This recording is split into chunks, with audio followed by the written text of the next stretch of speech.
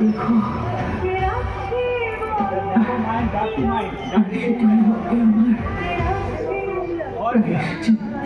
आराम से बोलना था ना, हल्ला करके चिल्ला के बोल रहे हैं।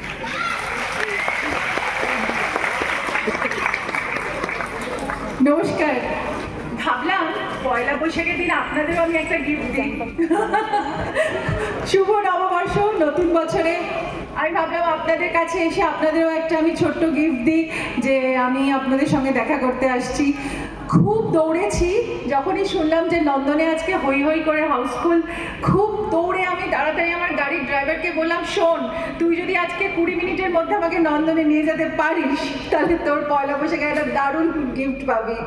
তো সঙ্গে সঙ্গে দিদি চলুন, কারণ সত্যি কথা বলতে কি আপনাদের ভালোবাসার টানটা এত বেশি আমার কাছে যে এইভাবেই এরকম সিনেমা করার সাহস পাই, এরকম সিনেমা করার মানে উদ্যোগ নিন, কারণ আপনাদের জন্যই আমি এখানে আসছি। ঋতুপর্ণা, হ্যাঁ কি না? তো প্রথমে জানতে চাই যে সিনেমাটা কেমন লাগলো।